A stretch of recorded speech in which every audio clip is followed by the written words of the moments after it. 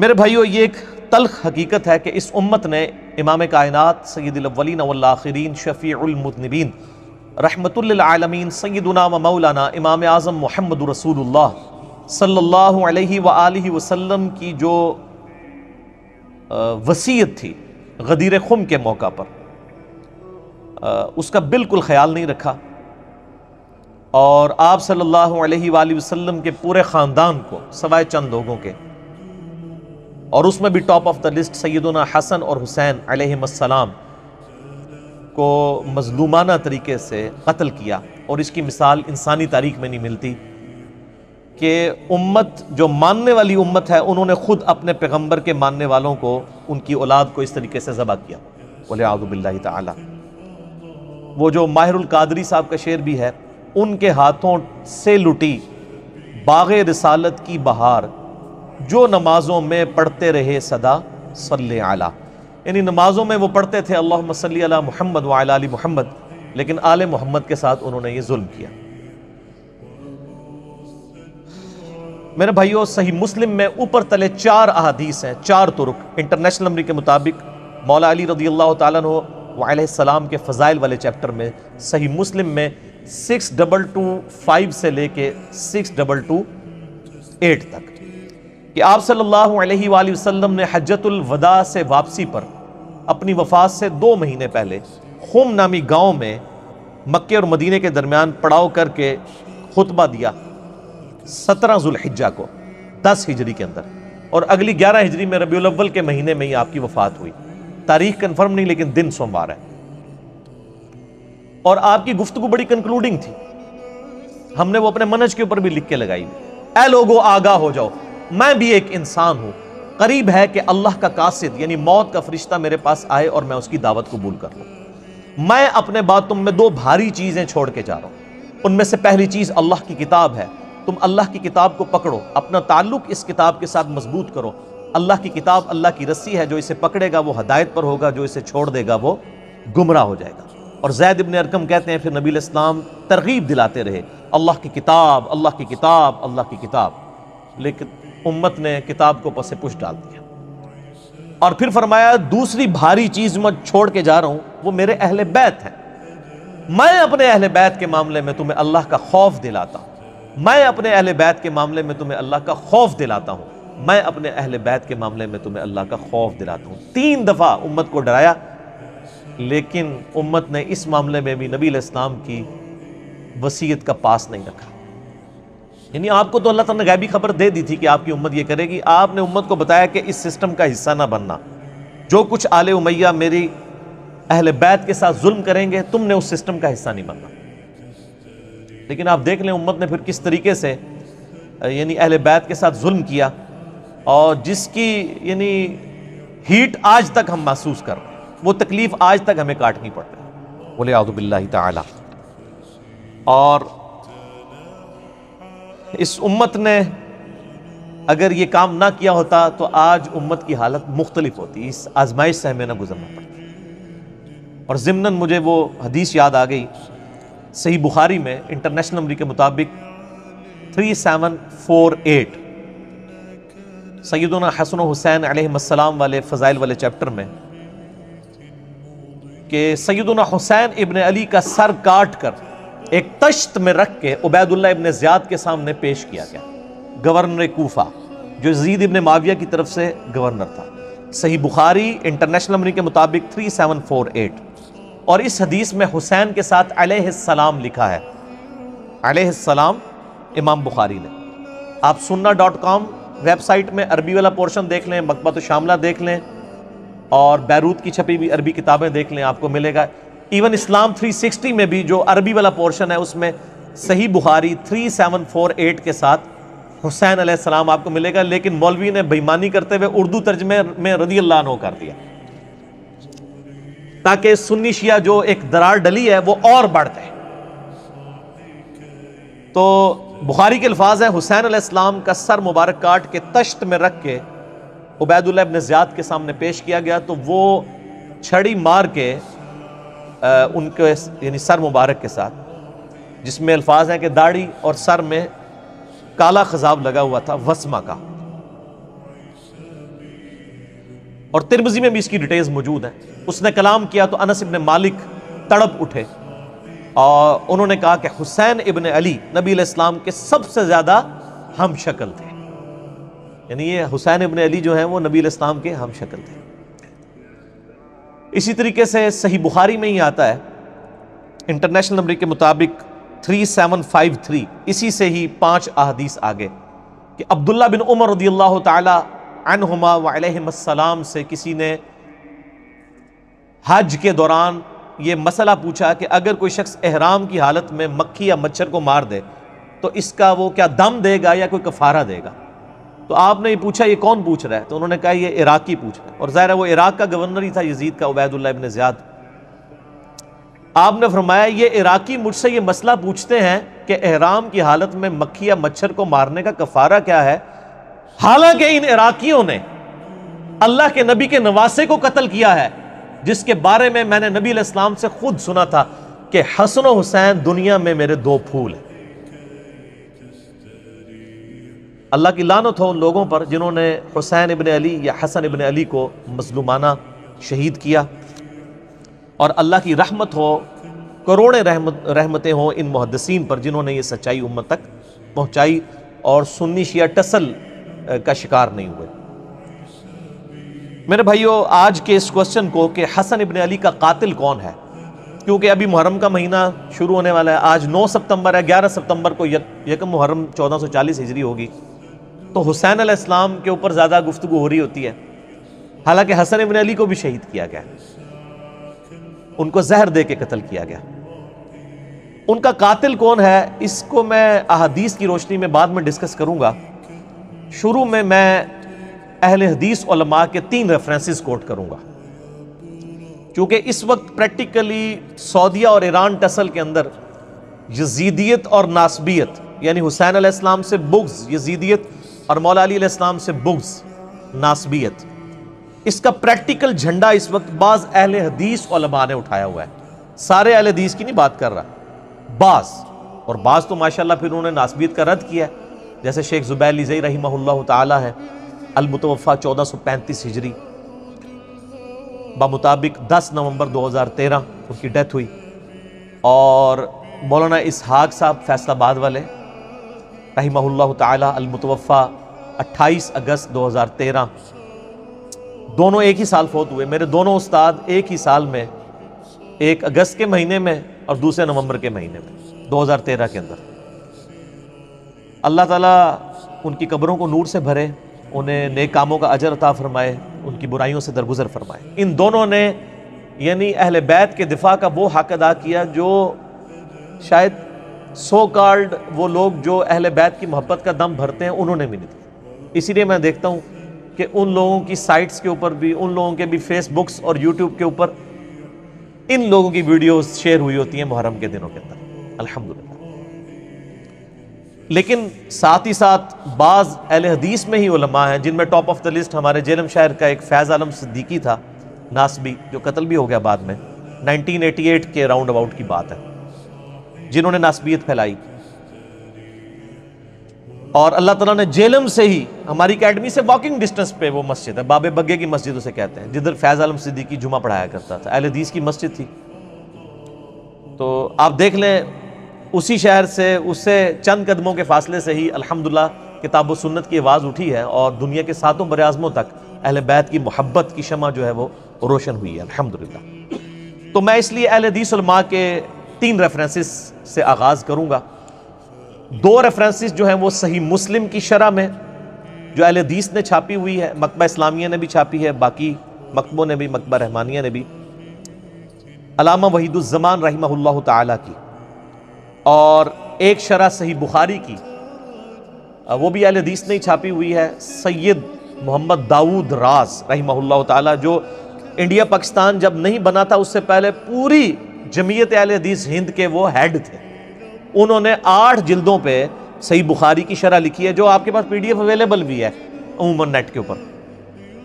ان کا میں ایک ریفرنس انشاءاللہ یہاں پہ کوٹ کروں گا، اور چونکہ ہماری HD ریکارڈنگ ہوتی ہے تو اسی ریکارڈنگ میں انشاءاللہ آپ کو سکرین کے اوپر HD وہ JPGs نظر بھی آ جائیں گے. جب اس کو ہم اپلوڈ کریں گے اس سے پہلے اس کو انشاءاللہ پبلش کروا لیں گے فرحان بھائی انشاءاللہ تعالی. ان کو میں نے وہ سارے JPGs جتنی بھی آج ریفرنسز آنے ہیں نا وہ انشاءاللہ آپ کو سکرین میں نظر آئیں گے انشاءاللہ تعالی. زیادہ ٹینشن لینے کی ضرورت اس حوالے سے نہیں ہے. پہلا ریفرنس ہے میرے بھائیو شرح صحیح مسلم اہل حدیث کی، علامہ وحید الزمان. صحیح مسلم میں حدیث ہے انٹرنیشنل نمبر کے مطابق 6409. میں نے اپنے لیپ ٹاپ کے اندر وہ پہلے ہی کر کے رکھی ہے تاکہ میں آپ کو ورڈ بائی ورڈ وہ کمنٹس پڑھ کے بتا سکوں. یہ حدیث بڑی مشہور ہے، ابو سفیان رضی اللہ تعالیٰ عنہ کے فضائل والے چیپٹر میں صحیح مسلم 6409 کہ ابو سفیان جب ایمان لے کر آئے تو مسلم شریف کے الفاظ ہیں، انہوں نے کہا اے نبی علیہ السلام، مسلمان مجھ سے تو نہ صحیح طریقے سے گفتگو کرتے ہیں اور نہ ہی میرے پاس بیٹھتے ہیں، تو میری کچھ خواہشات ہیں، اگر آپ وہ پوری کر دیں تو اس کی وجہ سے مسلمانوں کا دل میری طرف مائل ہوگا. ظاہر ہے پوری زندگی ابو سفیان نے نبی علیہ السلام کی مخالفت کی. ابو جہل تو صرف بدر میں آیا تھا نا، اس کے بعد ساری جنگیں ابو سفیان نے لڑی تھی. فتح مکہ کے موقع پہ وہ مسلمان ہو گیا، تو ظاہر ہے کوئی سوئچ تو آن نہیں ہونا تھا کہ ایک دن میں ہی لوگ اس سے محبت کرنا شروع کر دیتے. تو مسلم شریف کے الفاظ ہیں، انہوں نے کچھ یعنی ریکویسٹ کی، ان میں سے ایک ریکویسٹ یہ تھی کہ میرے بیٹے معاویہ کو اپنا منشی بنا لیجئے. یہ یعنی علامہ وحید الزمان صاحب کا ترجمہ میں پڑھ رہا ہوں. یہ منشی کوئی نٹوریس ورڈ نہیں ہے، اسسٹنٹ کہہ لیں، کلرک کہہ لیں انگلش میں، یعنی اپنا اسسٹنٹ رکھ لیں. چونکہ یہ کاتب بھی تھے تو ان کو کاتب کے طور پہ آپ رکھ لیں. تو اس حدیث کے اینڈ پہ جو راوی ہے نا زمیل، ان کے الفاظ ہیں، وہ کہتے ہیں کہ ابو سفیان اس دن جو کچھ نبی علیہ السلام سے مانگ رہا تھا نا، آپ اس کے جواب میں ایگری کرتے جا رہے تھے، کیونکہ آپ علیہ السلام کی عادت تھی کہ آپ انکار نہیں کیا کرتے تھے. تو اس طریقے سے سفارشی طور پر ابو سفیان نے اپنے بیٹے معاویہ ابن ابی سفیان رضی اللہ تعالیٰ عنہما کو جو ہے نبی علیہ السلام کے منشی کے طور پہ، اسسٹنٹ کے طور پہ، کاتب کے طور کے اوپر بھرتی کروایا. باقی وہ کاتب وحی اور باقی ڈیٹیلز وہ میرا کلپ آپ دیکھ لیں. حضرت معاویہ کے بارے میں لاکھوں لوگوں نے دیکھا ہے، کیا حضرت معاویہ کاتب وحی تھے رضی اللہ تعالیٰ عنہ؟ تو میں نے بتایا کہ ہاں کاتب وحی تھے، لیکن ساتھ کچھ اور حقائق بھی جڑے میں جو آج میں ڈسکس نہیں کروں گا. اچھا، اس حدیث کی شرح میں صحیح مسلم 6409 میں آپ ذرا ورڈ بائی ورڈ اہل حدیث عالم علامہ وحید الزمان کے کومنٹس اور اہل حدیث ہی چھاپ رہے ہیں، یہ ذرا سنیں. یہ آپ صلی اللہ علیہ وآلہ وسلم کا حسن خلق تھا، یعنی آپ علیہ السلام کا حسن اخلاق تھا اور مصلحت بھی تھی، کیونکہ ابو سفیان کافروں کا سردار تھا.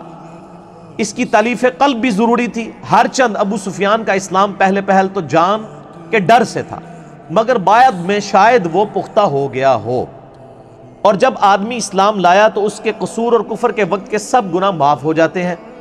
آپ صلی اللہ علیہ وآلہ وسلم نے تو وحشی قاتل حمزہ کا بھی اسلام قبول کر لیا تھا، لیکن اس پر بھی ابو سفیان کا خاندان نبوی صلی اللہ علیہ وآلہ وسلم کا ہمیشہ دشمن رہا.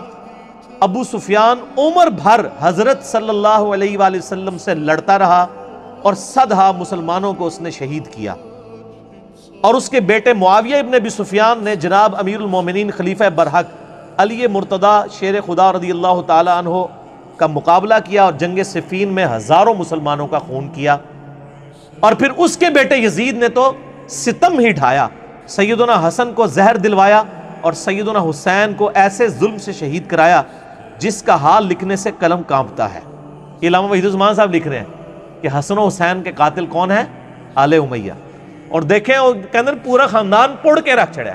انہوں نے کہا دادا جڑا ہے وہ نبی نال لڑدا رہا، پیو یزید دا جڑا ہے وہ علی نال لڑدا رہا، تے پتر نے حسن حسین نو شہید کروایا،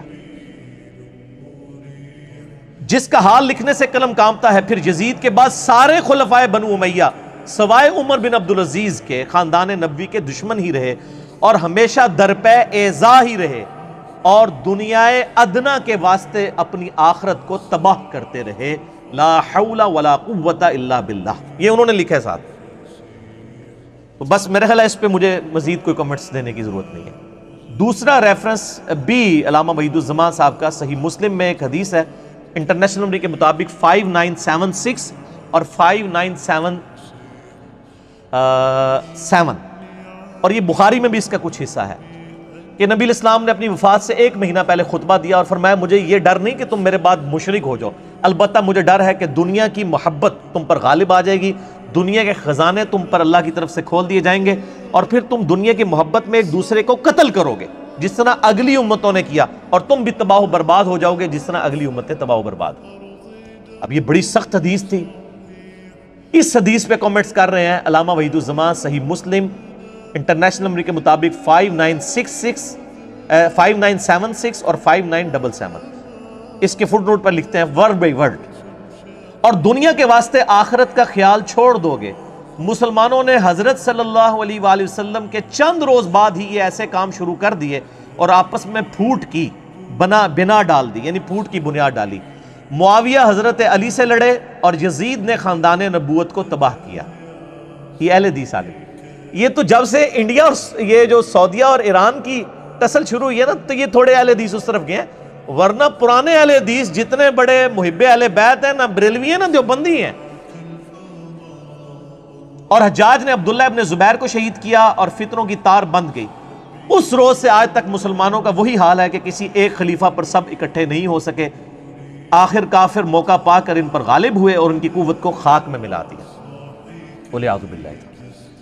اب انہی کے روحانی شاگرد ہیں سید داود راز، جو کمبائنڈ جمعیت اہل حدیث انڈیا پاکستان کے صدر تھے اور علامہ وحید الزمان صاحب کو اپنا مرشد مانتے ہیں. جگہ جگہ وہ صحیح بخاری کی شرح میں ان کے ریفرنسز کوٹ کرتے ہیں. انہوں نے صحیح بخاری کی شرح جو 8 جلدوں میں موجود ہے، اس میں بخاری کی شرح میں 4359 نمبر حدیث ہے بخاری کی. اس کی شرح کرتے ہوئے کیا لکھتے ہیں؟ یہ بخاری کی حدیث ہے کہ جریر ابن عبداللہ رضی اللہ تعالیٰ عنہ یمن کے سفر پہ تھے اور اسی دوران نبی الاسلام کے پیچھے ڈیتھ ہو گئی اور حضرت ابوبکر کو خلیفہ چن لیا گیا. اور ابھی یہ مدینہ شریف آئے نہیں تھے، تو راستے میں ان کی ملاقات ذو امر نامی ایک شخص سے ہوئی جس تک آلریڈی نبی الاسلام کی وفات کی خبر پہنچ چکی تھی. وہ بڑا جہاندیدہ بندہ تھا، اس کے پاس یعنی علم بھی تھا. انہوں نے بڑے حسن سلوک کے ساتھ اس کے ساتھ معاملہ کیا. تو جاتے جاتے اس نے نا ان کو ایک نصیحت کی جو بخاری میں 4359 نمبر حدیث کے اندر امام بخاری نے نقل کی ہے. وہ شخص کہتا ہے کہ چونکہ تم نے مجھ پر احسان کیا ہے، میں تمہیں ایک بات بتاؤں گا کہ تم اہل عرب اس وقت تک خیر و بھلائی کے ساتھ رہو گے جب تک تمہارا طرز عمل یہ ہوگا کہ جب تمہارا کوئی امیر وفات پا جائے تو تم اپنا کوئی اور امیر مقرر کر لو، لیکن جب عمارت کے لیے تلوار تک بات پہنچ جائے گی تو تمہارے امیر بادشاہ بن جائیں گے. وہ بادشاہوں کی طرح غصہ ہوا کریں گے اور انہی کی طرح خوش ہوا کریں گے. یعنی جب خلافت ختم ہوگی اور ملوکیت آئے گی پھر وہ دنیا دار بادشاہ ہوں گے. یہ بخاری کے الفاظ ہیں. کانت بالسیف کانوا ملوکا یغضبون غضب الملوک ویرضون رضا الملوک. اس پہ حدیث مکمل ہوئی ہے. اس کی شرح میں سید داود راز کیا لکھتے ہیں؟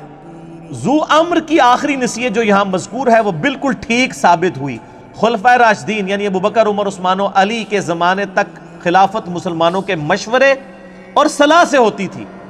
اس دور کے بعد کسرا اور قیصر کی طرح یعنی رومن اور پرشین امپائر کے ہیڈ جس طرح اپنے بچوں کو خلیفہ بناتے تھے، ان کی طرح طاقت کے بل پر بادشاہ بننے لگے اور مسلمانوں کا شرازہ منتشر ہو گیا. حضرت امیر معاویہ رضی اللہ تعالیٰ عنہ نے جب خلافت یزید کا اعلان کیا تو کئی بابصیرت صحابہ نے ان کو صاف کہہ دیا تھا کہ آپ سنت رسول کو چھوڑ کر کسرا اور قیصر کی سنت کو زندہ کر رہے ہیں. یہ بخاری میں ہے 4827 نمبر. میں نے اپنے پمفلٹ میں ساری حدیثیں ڈالی ہیں، آپ کو تعارف بھی کروا دوں گا. یہ داؤد راز لکھ رہے ہیں کہ قیصر و کسرا کی جو طریقہ تھا ان کو کس نے زندہ کیا. بہرحال اسلامی خلافت کی بنیاد امرہم شورا بینہم پر ہے، جس کو ترقی دے کر آج کی جمہوریت لائی گئی ہے. اگرچہ اس جمہوریت میں بہت خرابیاں ہیں تاہم شورا کی ایک ادنا جھلک ہے. اور میرا بھی یہی موقف ہے کہ جو اسلامک ڈیموکریسی ہے یہ خلفائے راشدین کی ایک ماڈرن فارم ہے خلافت راشدہ کی. اور یہ دیکھ لیں سید داؤد راز صاحب نے بھی یہی لکھا ہوا ہے الحمدللہ. یہ 3 ریفرنسز تھے اہل حدیث علماء کے. اب یہ ٹاپک ایسا ہے کہ میں اس پہ گھنٹوں فی البدی بول سکتا ہوں. آپ کو پتہ ہے میری تو اسپیشلٹی جن ٹاپکس میں ان میں یہ بھی ہے. لیکن to cut the story short میں آپ کو صرف ایک ریسرچ پیپر کا ہی تعارف کرواؤں گا جو میں اکثر کرواتا ہوں. یہ میرا ریسرچ پیپر ہے میرے بھائیوں. ریسرچ پیپر نمبر 5B، واقعہ کربلا کا حقیقی پس منظر 72 صحیح الاسناد احادیث کی روشنی میں. 72 کیا میں نے نسبت لی ہے شہدائے کربلا کی نسبت سے، ورنہ اس میں احادیث 200 سے زیادہ ہیں. اکثر احادیث بخاری اور مسلم سے ہیں. عربی میں بھی ہے، اردو میں بھی ہے، ہندی میں بھی ہے، انگلش میں بھی ہے، فارسی کا کام بھی ہونے والا ہے، پشتو اور بنگالی میں بھی لوگوں نے کام شروع کر دیا ہے الحمدللہ۔ میں نے اس میں ٹروتھ ریویل کیا ہے، یہ جعلی پس منظر نہیں، خیالی پلاؤ نہیں ہے۔ اور یہ ایک عبداللہ ابن سبا تھا، پوری امت کی مت مار دی اس نے، ایک کریکٹر گھڑا جو کہ مولا علی کے دور میں آیا تھا، شہادت عثمان میں اس کا کوئی تعلق نہیں، صرف آل امیہ کی بدماشیوں کو چھپانے کے لیے انہوں نے یہ ایک جھوٹ گھڑا۔ اس کو تو مولا علی نے خود قتل کروایا تھا عبداللہ ابن سبا کو، وہ بعد کی پیداوار ہے، اس کو کھاتے میں ڈال دیا۔ میں نے یہ سارا ٹروتھ احادیث سے ریویل کیا ہے، یہ کوئی بنو امیہ یا بنو عباس کی لکھوائی ہوئی تاریخ نہیں ہے، یہ وہ احادیث کی کتابیں جو سامنے رکھی ہوئی ہیں۔ کیوں؟ کیونکہ نام ہے وہابی، نام ہے بابی، میں ہوں مسلم علمی کتابی۔ اس میں آپ کو خلافت راشدہ کا پتہ چلے گا، شہادت عثمان کے اصلی اسباب کیا ہے وہ پتہ چلیں گے، جنگ جمل صفین نہروان کے اوپر مولا علی کی حقانیت پتہ چلے گی، شہادت حسن کے بارے میں احادیث مل جائیں گی۔ آج جتنی احادیث میں ڈسکس کروں یہ ساری اس کے اندر موجود ہے۔ صلح حسن کی شرائط کیا تھی جن کو پورا نہیں کیا گیا، شہادت حسین علیہ السلام، یہ پوری ڈیٹیلز آپ کو انشاءاللہ 200 احادیث اس کے اندر مل جائیں گی۔ یہ آپ سافٹ کاپی ڈاؤن لوڈ کر سکتے ہیں ہماری ویب سائٹ ahlsunnatpak.com پہ جائیں، بکس اینڈ ریسرچ پیپرز والے پورشن میں جائیں، 5B ریسرچ پیپر ہے، ساری زبانوں میں آپ ڈاؤن لوڈ کریں جو مینلی ہیں، عربی میں، اردو میں، ہندی میں اور انگلش میں، اور آپ اس کی ہارڈ کاپی بھی گھر میں مفت منگوا سکتے ہیں۔ اس کے لیے آپ فون کریں ہمارے عثمان بھائی کو، ان کے فون کی ٹائمنگ ہے صبح 9 سے لے کر پونے 1 بجے تک روزانہ، اور شام کو عصر سے لے کر مغرب تک۔ ان کا نمبر ہے +92 321 5900 پاکستان میں کریں گے تو 0321 5900 ان کو کال کریں۔ انشاءاللہ یہ ڈاک میرے تمام ریسرچ پیپرز انکلوڈنگ 5B آپ کے گھر انشاءاللہ بالکل مفت آ جائیں گے انشاءاللہ تعالی، تو آپ منگوا سکتے ہیں۔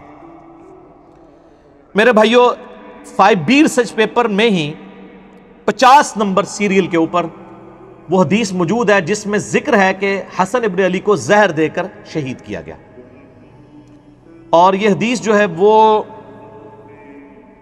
المصنف ابن ابی شیبہ میں انٹرنیشنل نمبرنگ کے مطابق 37,359 ہے، اور جو مکتبہ رحمانیہ نے PDF چھاپا ہوا ہے نا اردو میں، اس میں ہے 38,514۔ وہ انشاءاللہ JPG ہم اس کے اوپر ڈسپلے بھی کر دیں گے، آپ کو وہ حدیث نظر آ جائے گی۔ یہ حدیث المصنف ابن ابی شیبہ میں موجود ہے، اور المستدرک للحاکم میں بھی ہے انٹرنیشنل نمبر کے مطابق 4816۔ اور ہمارے جیلم شہر کے بہت بڑے ایک محدث شیخ غلام مصطفیٰ ظہیر صاحب حافظہ اللہ تعالی من الجنت والناس، شیخ زبیر علی زئی صاحب کے شاگرد ہیں، انہوں نے اس حدیث کی سند کو صحیح ڈکلیئر کیا، اور ان کا رسالہ ہے السنہ 26 نمبر میں انہوں نے یہ حدیث نقل کی، اور اس کے باقی بھی انہوں نے کئی ایک طریق تھے ان کے سارے ریفرنسز اس کے اندر کوٹ کیے، انشاءاللہ ہم JPG میں وہ بھی یہاں پر ایڈ کر دیں گے کہ حسن ابن علی کو زہر دے کر شہید کیا گیا۔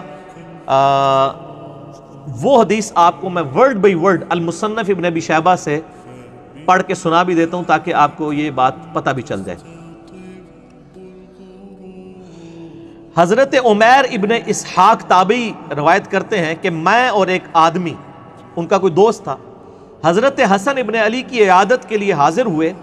حسن ابن علی اس وقت اس آدمی سے کہنے لگے کہ مجھ سے پوچھ لو اس سے پہلے کہ تم مجھ سے کچھ پوچھ نہ سکو، یعنی میری موت کا وقت قریب ہے، کوئی علمی بات ڈسکس کرنی ہے تو مجھ سے کر لو۔ آپ دیکھیں کہ علم کتنی بڑی چیز ہے، یعنی اہل بیت میں سے پھر نبی علیہ السلام کے نواسے سیدنا حسن ابن علی، وہ موت کے وقت بھی کہہ رہے ہیں کہ کوئی علمی بات مجھ سے ڈسکس کرو۔ اس لیے میں کہتا ہوں علم حاصل کرنا یا علم سکھانا یہ ہزاروں سال کی عبادت سے بہتر ہے، نفلی عبادت سے، اس سے پہلے کہ تم مجھ سے پوچھ نہ سکو۔ ان صاحب نے کہا کہ میں آپ سے کچھ نہیں پوچھنا چاہتا، اللہ تعالیٰ آپ کو عافیت عطا کرے۔ راوی نے فرمایا کہ حضرت حسن کھڑے ہوئے اور بیت الخلاء میں داخل ہوئے، پھر بیت الخلاء سے واپس ہمارے پاس تشریف لائے اور ارشاد فرمایا میں تمہاری طرف نہیں نکلا یہاں تک کہ میں نے اپنے جگر کا ایک ٹکڑا پھینکا ہے جس کو میں اس لکڑی سے الٹ پلٹ کر رہا تھا۔ یعنی وہ ٹائلٹ گئے تو ان کو پیشاب کے اندر یا انہوں نے وامٹنگ کی، الٹی کے اندر ان کے جگر کے ٹکڑے کٹ کے نکلے کیونکہ بڑا سخت زہر دیا گیا تھا۔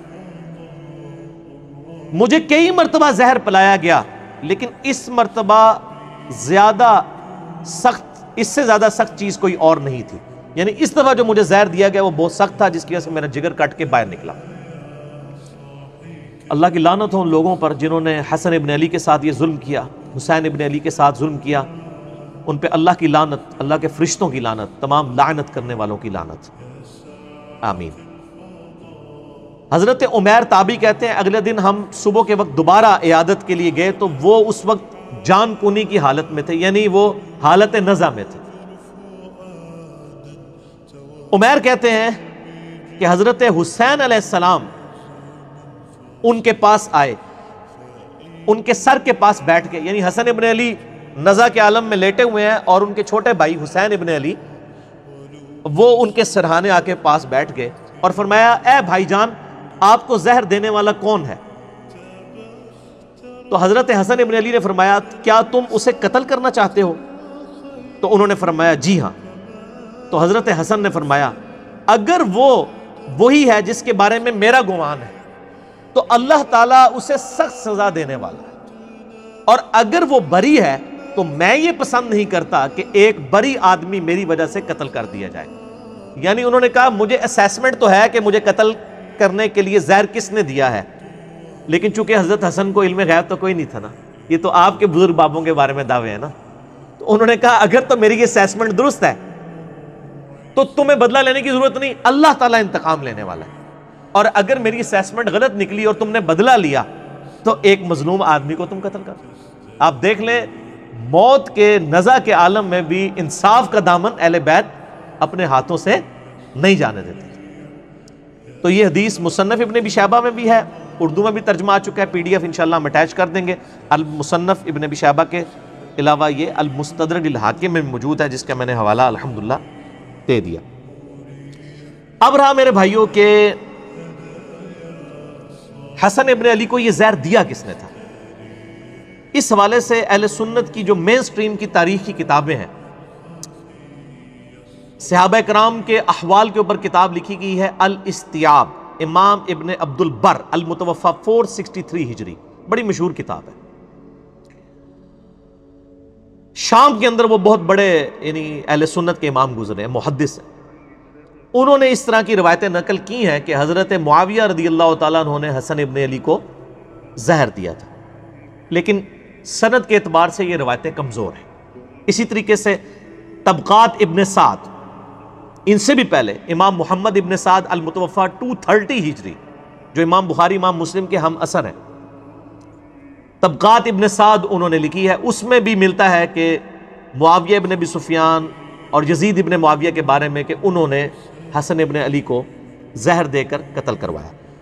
اس کے علاوہ امام بلازری کی کتاب المتوفی 290 ہجری انصاب الاشراف، جس سے یہ محرم کے دنوں میں جعلی روایت پیش کر رہے ہوتے ہیں کہ حسین علیہ السلام نے کہا میری 3 شرطیں ہیں، یا تو مجھے یزید کے پاس جانے دو، میں اس کے ہاتھ پہ بیعت کر لیتا ہوں، یا مجھے واپس جانے دو، یا کسی مسلمان سرحد پہ جانے دو. کوڑ مارو ہو جڑا کوئی عزم بھی ہوئے کسی نو، وہ کتاب ہی جعلی ہے، وہ اپنے مصنف سے ثابت ہی نہیں ہے.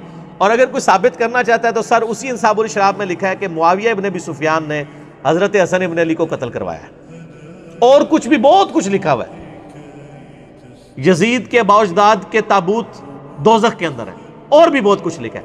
میری شیخ زبیر صاحب کے ساتھ جب 1 to 1 اس کے اوپر ڈسکشن ہوئی، ان کا کہ یہ اگر بلازری کی کتاب کو صحیح مانیں گے تو یہ حضرت معاویہ کا پھر ایمان ثابت کرنا ان کے لیے ممکن نہیں رہے گا، تو اس لیے اس کتاب سے ہی جان چھڑائیں.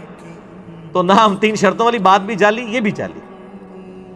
اس طریقے سے تاریخ دمشق ہے، امام ابن عساکر علی ابن حسین ابن عساکر المتوفی 571 ہجری، تاریخ دمشق ان کی مشہور ہے. اس میں بھی ملتا ہے کہ حضرت معاویہ نے زہر دیا، لیکن یہ سب کی سب روایتیں کمزور ہیں، تاریخی ہیں، ہم ان کو پیش نہیں کرتے. البتہ سنن ابی داؤد میں ایک صحیح سند کے ساتھ حدیث ہے، یہ ابو داؤد پڑھی نہیں ہوئی، پڑھی بھی ہوئی ہے. انٹرنیشنل کے مطابق 4131،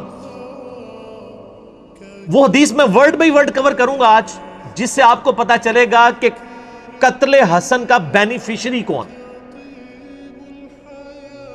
جس طرح آج کل لوگ کہتے ہیں نا وہ بے نظیر کے قتل کا بینیفیشری کون ہے، ٹھیک ہے، نام لینے کی ضرورت نہیں ہے.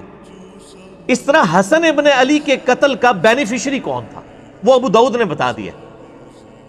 اور دوسرا ٹروتھ ریویل ہوگا کہ مولا علی علیہ السلام کو ممبروں پر آل امیہ کے دور میں جو لعنت کروائی جاتی تھی، سب و شتم ہوتا تھا، وہ کہتے سب کا مطلب تنقید ہے، تنقید نہیں ہے. صحیح مسلم انٹرنیشنل نمبر کے مطابق 6229 نمبر حدیث ہے، لعن اللہ ابو تراب، ابو تراب پر اللہ کی لعنت، نعوذ باللہ من ذالک. لعنت کرواتے تھے وہ. یہ لعنت کیوں کرواتے تھے؟ یہ بھی ایک کوسچن ہے نا، کس سے ان کو کیا ملتا تھا؟ یہ ٹروتھ بھی آپ کو اس حدیث میں ریویل ہوگا کہ بیسیکلی وہ چاہتے تھے کہ خلافت راشدہ کا ایک بھیانک چہرہ لوگوں کے سامنے آئے، لوگ خلافت کی تلاش میں نہ رہے، ملوکیت کو قائم رکھیں. لہٰذا مولا علی پر لعنت کرواؤ. جب مولا علی سے لوگ متنفر ہوں گے، خود بخود ہی کہیں گے کہ یہ ملوکیت کا سسٹم، آل امیہ کا سسٹم بہتر ہے. یہ بھی آپ کو اس حدیث میں پتہ چلے گا، اور آپ کو پتہ چلے گا کہ آل امیہ بینیفیشری ہے حسن ابن علی کے قتل کی. اب قاتل کون ہے؟ وہ آج کے زمانے میں بھی میرے بھائی جب سی سی ٹی وی کیمرہ ہے، سب کچھ ہے، یہ اس طریقے سے کوئی اس کی خفیہ ویڈیو تو مطلب نہیں بنا سکتا تھا اس زمانے میں. تو آج کے زمانے میں بھی قاتل تک پہنچنا بہت مشکل ہوتا ہے، تو اس زمانے میں تو بہت مشکل تھا. اسی طریقے سے عثمان غنی رضی اللہ تعالیٰ عنہ کے بھی اسپیسیفک تو کوئی نہیں کر سکتا کہ قاتلین کون تھے، ایک اسیسمنٹ ہی ہے.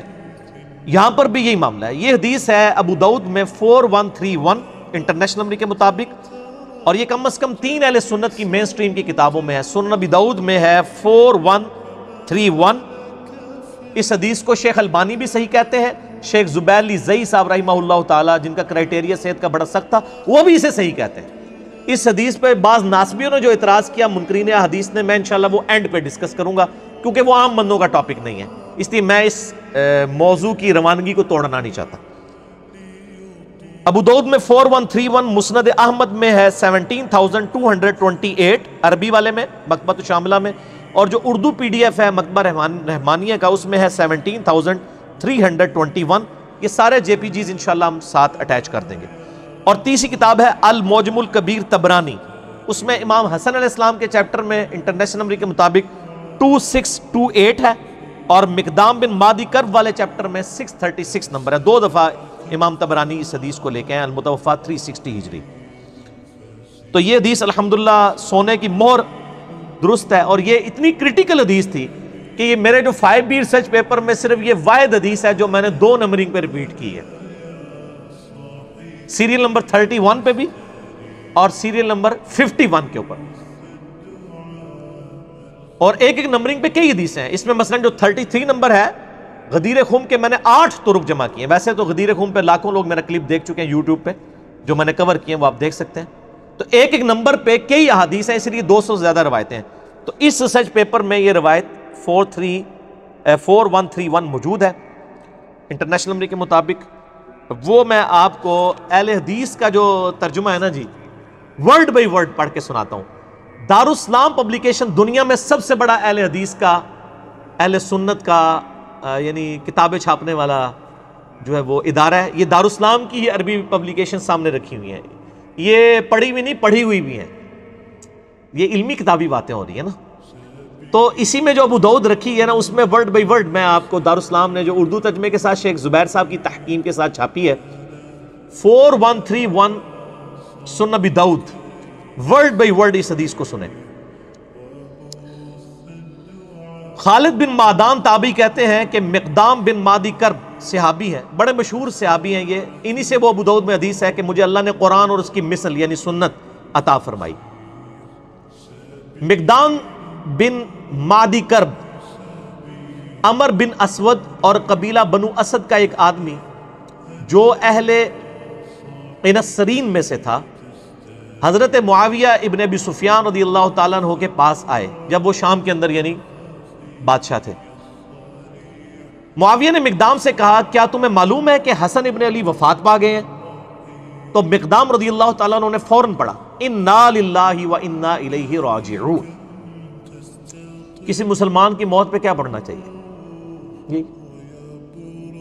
اب یہ پڑھنا ایک صحابی کا کیا یہ جرم تھا؟ جب انہوں نے یہ پڑھا تو ابو داؤد نے کیا لکھا؟ فقال لہ فلان، تو ایک آدمی نے، ایک مرد نے، فلاں شخص نے اس کے جواب میں کہا اب یہ فلاں کون ہے؟ وہ حضرت معاویہ خود تھے، کیونکہ مسند احمد میں موجود ہے معاویہ نے مقدام سے کہا۔ ابو داؤد کی عادت ہے کہ وہ جب کسی صحابی کا غلط کام آ رہا ہو نا تو اس کو فلاں کر جاتے ہیں۔ ابو داؤد کے اندر کئی مثالیں میں نے اس پمفلٹ میں لکھی ہیں، جب فلاں شخص فلاں کو ملنے کوفے آیا تو علی پر لعنت کروائی۔ وہ سنن نسائی الکبریٰ کے اندر ہے کہ جب معاویہ ابن ابی سفیان مغیرہ ابن شعبہ کو ملنے کے لیے کوفہ آئے تو حضرت علی پہ لعنت کروائی، تو ابو داؤد نے فلاں فلاں کر دیا۔ میرا ایک یوٹیوب پہ کلپ لاکھوں لوگ دیکھ چکے ہیں، سنی اور شیعہ کی کتابوں میں حق چھپانے کی مثالیں۔ یہی کام نہج البلاغہ میں جب مولا علی کا خطبہ حضرت عمر کے بارے میں آیا تو شیعہ نے بھی وہاں پہ وہ فلاں شخص پہ اللہ کی رحمت ہو، اس نے دین کے لیے یہ خدمات کی، یہ کام شیعہ نے بھی پایا ہے تو کام سنیہ نے بھی پایا ہے، ٹھیک ہے نا جی۔ تو جدو کوئی کام پائے تو اس کام سے رسی کاٹ سکنے ہیں، اللہ دے فضل ہے۔ یہ میں کوئی تکبر کے طور پہ نہیں، میں جسٹ جوک کے طور پہ بول رہا ہوتا ہوں، کیونکہ نہ میں وہابی نہ میں بابی، میں ہوں مسلم علمی کتابی۔ تو حضرت معاویہ نے کہا، مسند احمد میں بھی اور المعجم الکبیر طبرانی میں بھی موجود ہے جو میں نے نمبر بتایا ہے، کہ حضرت معاویہ نے یہ کہا کہ مقدام کیا تم حسن کے مرنے کو مصیبت سمجھتے ہو؟ انا للہ و انا الیہ راجعون۔ میں نے کہا تھا نا آپ کو پتا چلے گا قاتل کون ہے یہ تو ہم نہیں کہتے، لیکن بینیفیشری کون ہے، خوشی کسے ہوئی حسن کے مرنے پر؟ آل امیہ کو۔ انہوں نے کہا، اب مقدام بن مادی کرب کو بڑا غصہ آیا، انہوں نے کہا میں حسن کی وفات کو مصیبت کیوں نہ سمجھوں جبکہ رسول اللہ صلی اللہ علیہ وآلہ وسلم نے ان کو اپنی گود میں بٹھایا ہوا تھا اور فرما رہے تھے حسن مجھ سے ہے اور حسین علی سے ہے۔ یعنی مقدام بن مادی کرب کہتے ہیں میں نے نبی الاسلام کو خود دیکھا ہے کہ اپنے زانوں پہ ایک طرف حسن ابن علی کو بٹھایا ہے، دوسری طرف حسین ابن علی کو، اور کہہ رہے ہیں حسن مجھ سے ہے حسین علی سے ہے۔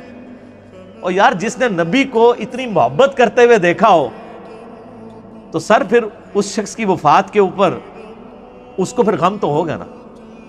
تو وہ حضرت معاویہ کو جواب دے رہے ہیں کہ میں کیوں نہ مصیبت سمجھوں جب نبی الاسلام اتنی محبت ان سے کرتے تھے۔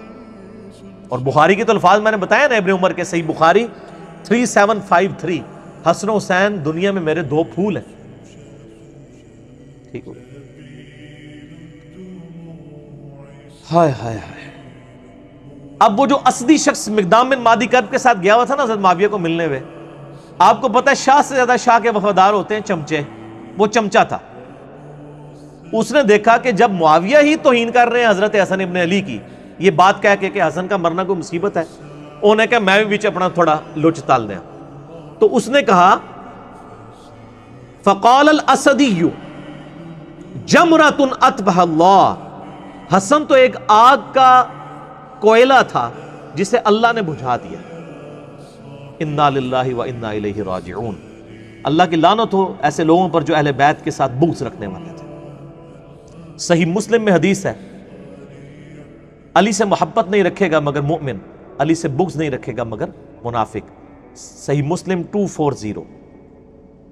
اور یہ آپ دیکھ لیں سیدنا علی کی اولاد کے ساتھ غدیر خم پہ جو نبی علیہ السلام نے کہا تھا میں اہل بیت کے معاملے میں تمہیں اللہ کا خوف دلاتا ہوں، 6225 سے 6228 تک صحیح مسلم میں، وہ اہل بیت سے مراد مولا علی اور ان کی اولاد لی تھی، کیونکہ سنن نسائی الکبریٰ میں مسند احمد میں آگے الفاظ ہیں غدیر خم کی حدیث کے کہ مولا علی کا ہاتھ پکڑ کے نبی علیہ السلام نے صحابہ کے دوران یعنی غدیر خم پہ بلند کر کے کہا من کنت مولا فہذا علی مولا، جس کا مولا میں اس کا مولا علی، جس کا جگری یار میں اس کا جگری یار علی، جس کا آقا میں اس کا آقا علی۔ اور پھر کہا اے اللہ علی جو علی سے محبت رکھے تو بھی اس سے محبت رکھ، جو علی سے بغض رکھے تو بھی اس سے بغض رکھ، کیونکہ علی کی اولاد نہیں ذبح ہونا تھا نا۔ یہاں پہ بھی آپ دیکھ لیں وہ اسدی کہتا ہے کہ حسن تو آگ کا ایک انگارہ تھا، ایک کوئلہ تھا دہتا ہوا جس کو اللہ نے بجھا دیا۔ یہ اس جملے کے اندر پوری قیامت ہے۔ آپ استغفر اللہ پڑھ رہے ہیں نا، اس ایک جملے کو اگر کھولیں نا تو میں گھنٹوں بول سکتا ہوں۔ یہ کسی کے لیے یہ جملہ کیوں بولا جاتا ہے کہ فلاں شخص دہتا ہوا انگارہ ہے؟ پرانے زمانے میں جب آپ نے آگ روشن کرنی ہوتی تھی تو دوسرے گھروں سے آپ کوئلہ لے کے آتے تھے، کوئلے کے اندر ہلکی سی آگ چل رہی ہوتی ہے، وہ آگ لا کے جب آپ لکڑیوں میں رکھتے ہیں تو لکڑیاں بھڑک اٹھتی ہیں، یہ لکڑیوں کو بھڑکانے والی چیز جو ہوتی ہے وہ ہوتا ہے دہتا ہوا کوئلہ. حسن کو اس نے دہتا ہوا کوئلہ کیوں کہا؟ چونکہ حضرت معاویہ نے صلح کی بھی تھی حسن ابن علی کے ساتھ کچھ شرائط کے اوپر. ان شرائط میں سے صرف ایک ہی شرط پوری کی تھی کہ جو مال غنیمت جو قرآن حکیم میں سورۃ الانفال میں آیا کہ اہل بیت کو 5واں حصہ ملے گا بیت المال میں سے، چونکہ ان پہ زکوٰۃ نہیں لگتی، وہ دیتے تھے. باقی جو 4 شرائط تھیں، نمبر 1 حضرت معاویہ رضی اللہ تعالیٰ عنہ خلفائے راشدین کے طریقے کے مطابق حکومت چلائیں گے، کوئی نہیں پوری کی. نمبر 2 حضرت علی کے ساتھیوں نے جو ہتھیار ڈال دیے ہیں صلح حسن کے بعد، وہ ان کے ساتھ ظلم و ستم نہیں ہوگا. آپ یہ میرا پمفلٹ پڑھیں، میں آج اس ڈیٹیل میں نہیں جانا چاہتا، وہ سب کچھ موجود ہے ان کے ساتھ کیا کچھ ہوا، بخاری مسلم سے میں نے ثابت کیا. نمبر 3 ممبروں کے اوپر جو سب و شتم کا سلسلہ جاری ہے حسن ابن علی کے والد علی ابن ابی طالب پہ، وہ ختم کروایا جائے. وہ چلتا رہا، صحیح مسلم میں ہے 6229 نمبر حدیث، مولا علی پہ لعنت کے الفاظ کے ساتھ لعنت کی جاتی تھی آل مروان کی طرف سے. اسی طریقے سے حضرت معاویہ اپنے بعد امت کو شورا پہ چھوڑیں گے، اپنے بیٹے کو نامزد نہیں کریں گے. لیکن وہ بھی آپ بخاری اٹھا کے 4827 نمبر حدیث 4827 دیکھ لیں، صحابہ نے مخالفت کی، انہوں نے زبردستی کیا. تو کوئی ایک شرط بھی نہیں مانی سوائے ایک مال غنیمت والا معاملہ. تو یہ سارے شرائط تھیں. اب یہ شرائط جب کوئی بندہ پورا نہ کر رہا ہو تو جس سے صلح ہوئی ہو اس سے ڈر تو لگا رہتا ہے نا کہ کہیں یہ بھی اپنا صبر کا پیمانہ اس کا لبریز ہو اور یہ دوبارہ سے خلافت کے لیے کوئی تحریک اٹھا دے. جو جب تحریک اٹھائے گا تو تحریک اٹھانے والا جو شخص ہے وہ ایک دہتا ہوا کوئلہ ہوگا جس سے آگ بھڑک سکتی ہے، خلافت راشدہ دوبارہ سے چڑھ سکتی ہے. اب آپ کو اس جملے کی گہرائی پتہ چلی. حسن ایک دہتا ہوا کوئلہ تھا جسے اللہ نے بجھا دیا. انہوں نے کہا شکر ہے ختم ہوا ہے، انہوں سے اپنی مرضی نہ لے کام ٹور کے رکھیں گے. سمجھ آئیے آپ کو؟ اب یہ جب گفتگو ہو رہی ہو کسی صحابی کے سامنے، یہ کسی وہابی کے آگے نہیں ہو رہی تھی، یہ صحابی کے آگے بات ہو رہی تھی، نہ کسی بابی کے آگے ہو رہی تھی. بابی بابوں کا دفاع کرتے ہیں، وہابی اپنے وہ بادشاہوں کا دفاع کرتے ہیں. یہ صحابی تھا مقدام بن مادی کرب. اس نے کہا کہ پہلے معاویہ نے یہ بات کی رضی اللہ تعالیٰ عنہ کہ حسن کا مرنا کوئی مصیبت ہے. اب اس کے چمچے نے آگے سے یہ بات کر دی ہے کہ حسن تو ایک آگ کا انگارہ تھا، اسے بجھا دیا اللہ نے. ہائے ہائے ہائے ہائے. اب مقدام فقال المقدام، مقدام نے کہا اما انا، انہوں نے کہا معاویہ جت تک میرا تعلق ہے نا، فلا ابرح اليوم، آج میں اس وقت تک یہاں سے تیرے دربار سے نہیں اٹھوں گا، حتی اغیظک، جہاں تک کہ میں تجھے غصہ نہ دلاؤں. یعنی تو نے مجھے تکلیف دی ہے نا حضرت حسن ابن علی کے بارے میں کومنٹس کر کے نیگیٹو، میں تجھے ایسی باتیں کروں گا کہ تجھے غصہ دلاؤں. وَأُسْمِعَكَ مَا تَكْرَهُ، اور میں تجھے ایسی باتیں سناؤں گا تجھے بری لگیں گی. جب کسی کی حقیقت اسے کھول کے بیان کی جائے نا تو بڑے سے بڑے صبر کرنے والے شخص کو بھی بری لگتی ہے. پھر کہا اے معاویہ اگر میں سچ کہوں تو میری تصدیق کر دینا، اور اگر میں غلط کہوں تو تردید کر دینا.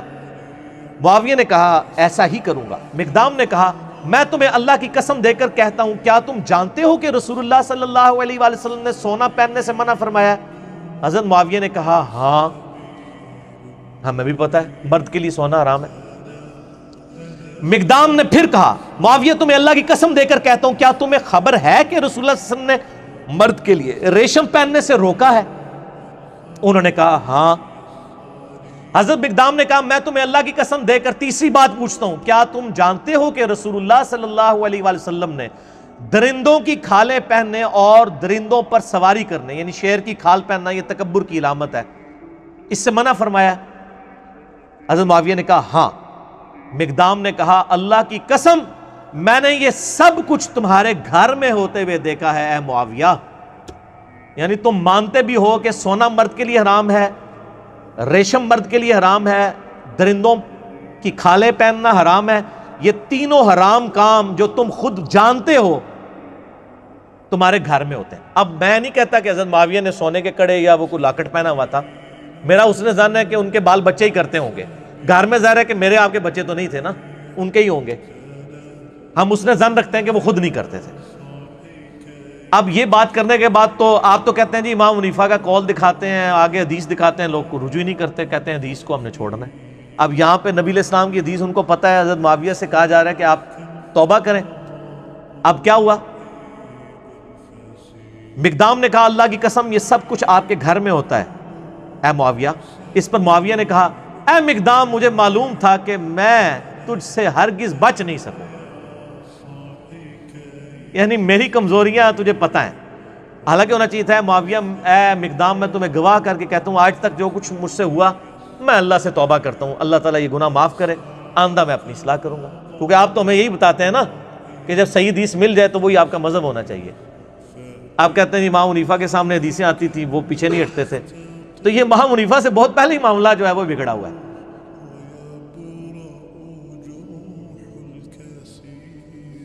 مجھے پتا تھا میں گلے نہیں تیرے کو جیت سکتا. اے منو بھی کہہ رہے ہوندے نے او علی دی زبان بڑی لمبی ہے. او زبان نہیں لمبی، سچ ہوتا ہی اتنا طاقتور ہے کہ اس سے آپ جیت ہی نہیں سکتے. یہ تواڈے بزرگ بابے بھی یہی کہتے سن کہ میں گلے تواڈے کو نہیں جیت سکتا. انشاءاللہ تسی بھی نہیں جیت سکو گے کیونکہ بات ہی سچی ہے. آپ دیکھ لینا اے مقدام مجھے معلوم تھا کہ میں تجھ سے ہرگز نہیں بچ سکوں. خالد بن معدان نے بیان کیا کہ پھر حضرت معاویہ رضی اللہ تعالیٰ نے مقدام کے لیے اس قدر انعام کا حکم دیا. انہوں نے کہا جی بیت المال میں سے لا کے ذرا مال دو. بادشاہ آپ کو پتہ ہے نا وہ جب کسی کو خوش کرنا چاہتے تھے تو مال دیتے تھے. تو مقدام بن مادی کرب کو انہوں نے کہا اس کو انعام دو اور ان کے دوسرے ساتھیوں کو بھی دو. چنانچہ حضرت مقدام کو جب مال دیا گیا تو انہوں نے اپنے ساتھیوں میں وہیں تقسیم کر دیا. حضرت معاویہ نے گفٹ دیا، انہوں نے تحفہ سنت کے مطابق قبول کر لیا، لیکن وہ آج کل مولوی علی سنت نہیں سی کہ لے کے بوجھ پا لیندے. نبی علیہ السلام کو بھی جو گفٹ آتے تھے آپ قبول کرتے تھے، صحابہ میں ہی بانٹ دیتے تھے. تو مقدام بن مادی کرب کو جتنی رقم حضرت معاویہ نے اس وقت دی بیت المال میں سے، انہوں نے لے کے ادھر ہی غریبوں میں تقسیم کر دی. سچا بندہ جو ہے اس کو کسی کی پرواہ نہیں ہوتی ہے، وہ بینیفیشری نہیں ہوتا کسی کا، اس کی روٹی روزی دین کے ساتھ نہیں جڑی ہوتی. چنانچہ مقدام نے اپنے ساتھیوں میں سے تقسیم کر دیا، مگر اس اسدی نے جو کچھ وصول کیا وہ کسی کو کچھ نہ دیا. جنہیں کیا سی نا حسن آگ کا انگارہ ہے، اس کا کریکٹر بھی نقل کر دیا امام ابو داؤد نے. اس نے کسی کو کوئی چیز نہیں دی. ٹھیک ہو گیا، وہ ظاہر ہو گیا ہی مال لینڈ سی.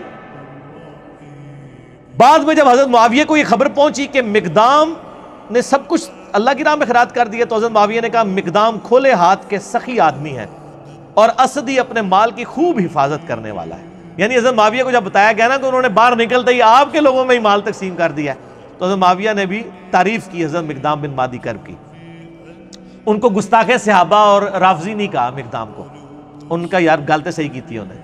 تسی بھی مان جاؤ میں گلا صحیح کرنا بھائی، ناراض نہ ہویا کرو. اچھا اس کی شرح جو ہے دارالاسلام نے لکھی ہے بھائی، میں نے نہیں لکھی.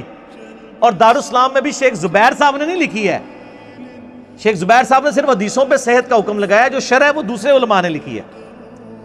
اور صلاح الدین یوسف صاحب نے بھی اس کے اوپر یعنی کہ تقریض لگائی ہوئی ہے. اس کی شرح میں لکھتے ہیں، اب دیکھیں دارالاسلام ورڈ بائی ورڈ آپ شرح سنیں. صحابہ کرام حق بات کہنے میں بڑے جری تھے.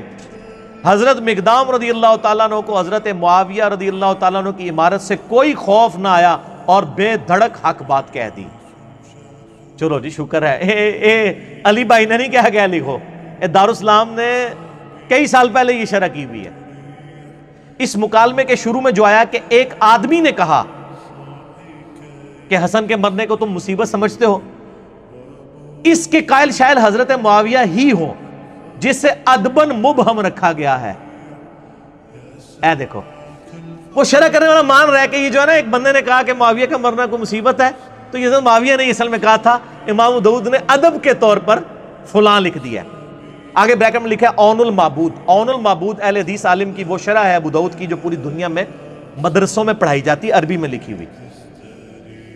یہ شاید نہیں سرکار دارالاسلام والے ہو، یہ شاید کٹو، یہ یقیناً ہے، کیونکہ اس کا جو طریق المعجم الکبیر طبرانی میں ہے اور مسند احمد میں ہے، اس میں الفاظ ہیں کہ معاویہ رضی اللہ تعالیٰ عنہ نے کہا کہ حسن کے مرنے کو کیا تم مصیبت سمجھتے ہو. اس کے بعد پھر وہ لکھتے ہیں بنو امیہ اور اہل بیت کے خاندانوں میں سیاسی امور میں ان کے خاص رجحانات تھے. یہ تاریخ اسلام کا انتہائی پریشان کن دور تھا جو گزر گیا. وہ کہتے ہیں گزر گیا، مٹی پاؤ چھاڑ دو. اب ہم تمام صحابہ کرام کے لیے دعا گو ہیں، تو سر پھر آپ ان کے لیے بھی دعا گو ہوں جو آج صحابہ کے اوپر لعنت کر رہے ہیں. کیونکہ یہ انہی کی اولاد ہے آل امیہ کی.